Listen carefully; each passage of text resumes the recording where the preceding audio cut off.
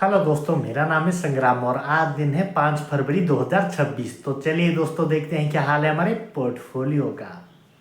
तो चलिए दोस्तों देखते हैं क्या हाल है हमारे पोर्टफोलियो का। सबसे पहले दोस्तों देख लेते हैं हमारा जीरोधा का ट्रेडिंग अकाउंट। और आज दोस्तों निफ्टी बैंक हमारा 4 से 5 पॉइंट बढ़ा हुआ है, जो कि फ्लैट ही है दोस्तों। और निफ्टी 50 हमारा 70 से 80 पॉइंट के करीब गिरा हुआ है। विमप्लास्ट हमारा 1 से 2% बढ़ा हुआ है। एलटी फूड्स हमारा 1 से 2% फॉल हुआ है। पीरामल फाइनेंस 0.5% के करीब बढ़ा हुआ है। यूपीएल हमारा 1% के करीब गिरा हुआ है। टाटा स्टील हमारा 1% के करीब गिरा हुआ है। वेदांत हमारा 3 से 4% के करीब गिरा हुआ है दोस्तों।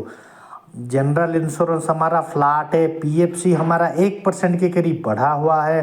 टाटा मोटर पैसेंजर व्हीकल 1 से 1.5% के करीब गिरा हुआ है। और टाटा मोटर कमर्शियल व्हीकल 1% के करीब बढ़ा हुआ है दोस्तों। तो चलिए दोस्तों देखते हैं क्या प्रॉफिट बुकिंग करने के लिए कुछ है हमारे पास। और यहाँ पर देखा जाए तो हमारा ONGC 6 से 7% बढ़ के हमारा 6,500 से 7,000 हो गया है। PFC हमारा 6 से 7% बढ़ के 12 से 13,000 हो गया है। रेक लिमिटेड हमारा 7 से 8% बढ़ के 3 से 4,000 हो गया है दोस्तों। जब भी दोस्तों ये 20% तक परसेंटेज में पहुंच जाए तब हम इसमें आराम से प्रॉफिट बुकिंग कर लेंगे दोस्तों। निफ्टी अगले कुछ दिनों में जब अच्छा खासा परफॉर्म करके आगे बढ़ जाएगा तब हम इसे आराम से बुकिंग कर लेंगे दोस्तों। हाल फिलहाल के लिए इसे छोड़ देते हैं। तो चलिए दोस्तों आगे बढ़ते हैं हमारे अगले वाले पोर्टफोलियो में। तो ये है दोस्तों हमारा कोटक नियो का पोर्टफोलियो, जिसमें हमारा एलटी फूड्स बढ़ा हुआ है 60 से 61% के करीब।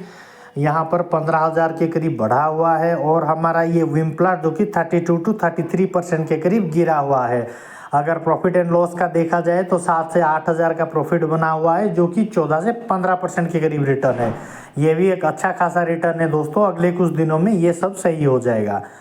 तो चलिए दोस्तों देख लेते हैं हमारा अगला वाला पोर्टफोलियो क्या कहता है। और ये है दोस्तों हमारा ग्रो का पोजिशनल ट्रेड वाला अकाउंट, जो कि आज पूरी तरीके से ग्रीन हो गया है। और आज डेली रिटर्न में हमारा 3 से 4,000 बढ़ गया है, जो कि 0.5% के करीब है। और टोटल रिटर्न में देखा जाए तो ये भी 0.5% के करीब 2 से 3,000 के करीब बढ़ा हुआ है। तो चलिए दोस्तों देखते हैं कि इसमें कितना बढ़ा हुआ है। और यहाँ पर हमारा रेक लिमिटेड 4 से 5,000 के करीब बढ़ा हुआ है। पीएफसी हमारा 2 से 3% के करीब गिरा हुआ है, जो कि हमारा 4 से 5,000 के बीच में है। ONGC हमारा 1 से 2% बढ़ा हुआ है, जो कि 3 से 4,000 तक हो गया है। और ये है हमारे इक्विटी का हाल। तो चलिए दोस्तों देखते हैं हमारा म्यूचुअल फंड्स क्या कहता है। और ये हमारा म्यूचुअल फंड जो कि 1 डे रिटर्न में हमारा आज के दिनों में 8 से 9,000 तक बढ़ गया है, जो कि 0.68% के करीब दिखा रहा है। और टोटल रिटर्न में हमारा फ्लैट है दोस्तों 0.02 के करीब।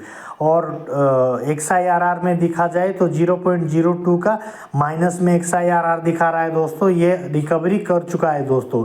अगले कुछ दिनों में निफ्टी अच्छा खासा परफॉर्म करेगा तो ये भी सब सही हो जाएगा दोस्तों। ये सब लॉन्ग टर्म के चीज़ें हैं दोस्तों। 10 से 20 साल तक हम होल्ड करेंगे। अब हम इसे 10 से 20 साल तक होल्ड करेंगे तब हम इसमें अच्छा खासा प्रॉफिट बुकिंग कर लेंगे दोस्तों। हाल फिलहाल के लिए इसको छोड़ना पड़ेगा दोस्तों। तो चलिए दोस्तों देखते हैं हमारा अगला वाला पोर्टफोलियो क्या कहता है।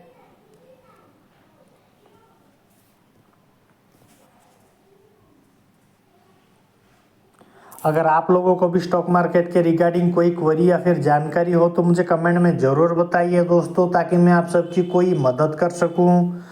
तो ये है हमारा क्रिप्टो करेंसीज का पोर्टफोलियो, जो कि 52 टू 53% के करीब गिरा हुआ है।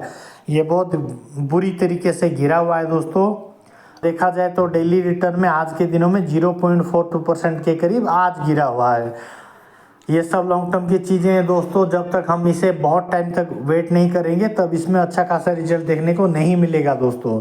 तो चलिए दोस्तों देखते हैं हमारा एंजल वन का इन्वेस्टिंग अकाउंट क्या कहता है।